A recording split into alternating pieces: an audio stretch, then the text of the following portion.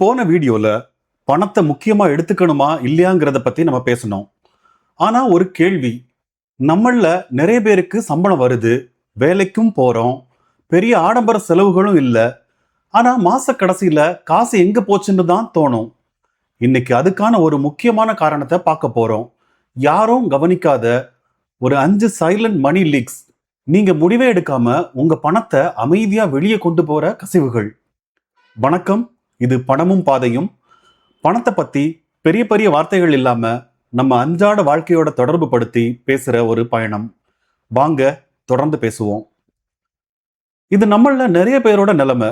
பெருசா எதுவும் வாங்கல, வெளிநாட்டு சுற்றுலாவும் போகல, பெரிய ஆடம்பர செலவுகளும் பண்ணல, பில்ஸ் கட்டியாச்சு, இஎம்ஐ கட்டியாச்சு. ஆனா மாச கடைசியில மிச்சம் எதுவும் இல்ல.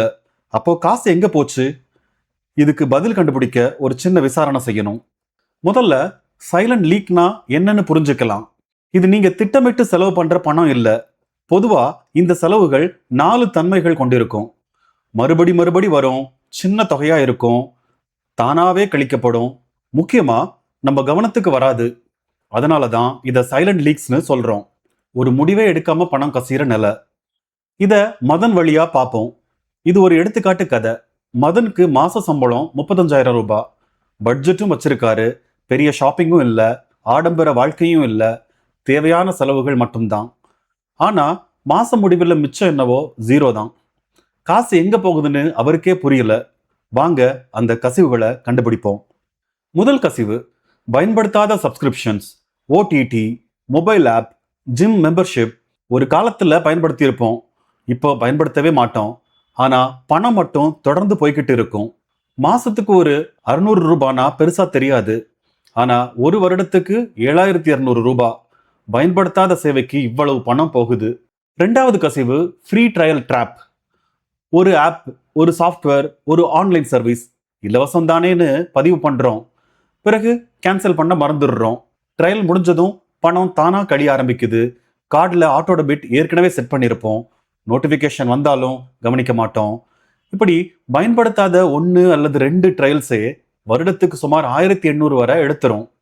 மூணாவது கசிவு, கன்வீனியன்ஸ் ஃபீஸ், டெலிவரி ஃபீ, பிளாட்ஃபார்ம் ஃபீ, ஹேண்ட்லிங் சார்ஜ், பேக்கிங் சார்ஜ். ஒரு ஆர்டருக்கு 40 ரூபாய் மட்டும்தான் தோணும்.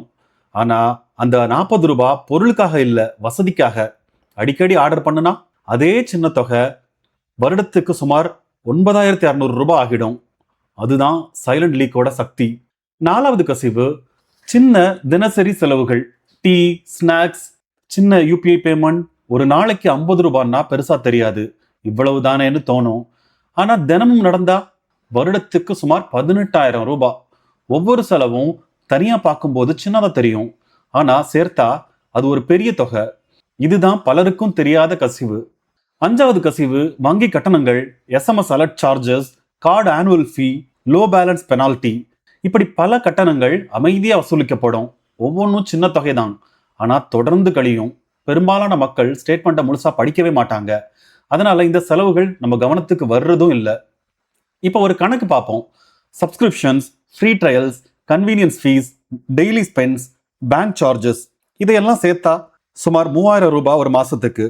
வருடத்துக்கு சுமார் 36,000 ரூபாய். கவனிங்க, இது கூடுதல் வருமானம் கிடையாது, சம்பள உயர்வும் கிடையாது, ஏற்கனவே உங்களோட பணம் தான்.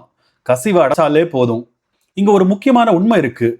இது வருமான பிரச்சனை மட்டும் இல்ல, பல நேரம் இது கவன பிரச்சனை. பார்க்காததுனால தான் கசியுது.